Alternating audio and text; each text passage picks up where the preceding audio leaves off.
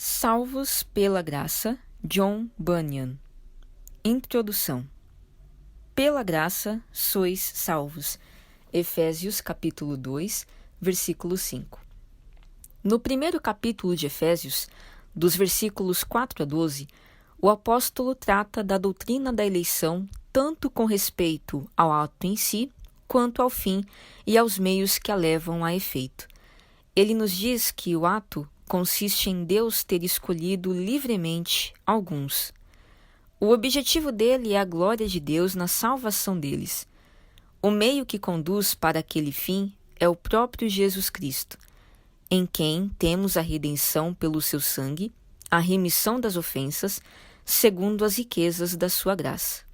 Feito isso, ele menciona a sujeição dos efésios à fé que lhes foi transmitida pela palavra da verdade do Evangelho, e o fato de eles estarem selados pelo Espírito Santo de Deus para o dia da redenção. Além disso, Paulo fala aos efésios de sua gratidão a Deus por eles e ora para que pudessem conhecer qual é a esperança da sua vocação e quais as riquezas da glória da sua herança nos santos, e qual a sobreexcelente grandeza do seu poder sobre nós, os que cremos, segundo a operação da força do seu poder, que manifestou em Cristo, ressuscitando-o dentre os mortos. E para os efésios, ao ouvirem acerca de tantos privilégios que lhes foram dados, não se esquecessem de quão pouco eles os mereciam. Paulo relembra que no passado eles estavam mortos em ofensas e pecados, e que naquele tempo viviam na prática dessas coisas e andavam segundo um príncipe das potestades do ar, do espírito, que agora opera nos filhos da desobediência.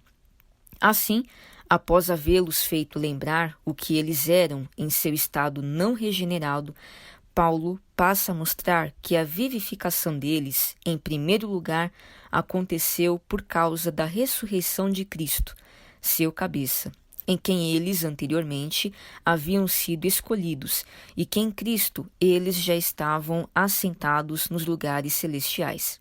Então, o apóstolo usa a oportunidade para declarar a verdadeira causa de toda essa bem-aventurança e de todos os outros benefícios que deverão ser desfrutados por nós no outro mundo, a saber, o amor e a graça de Deus.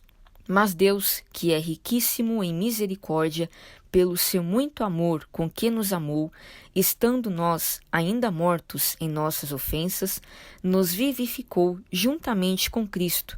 Pela graça sois salvos.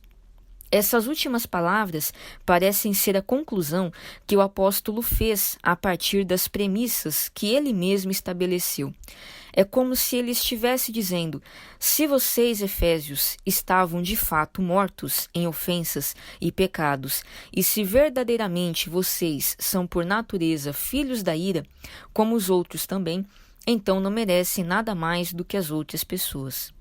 Além disso, se Deus os escolheu, justificou e salvou por meio de Cristo e deixou outras pessoas, que por natureza eram tão boas quanto vocês, perecerem no pecado delas, então a verdadeira causa da condição abençoada que vocês desfrutam é a livre graça de Deus.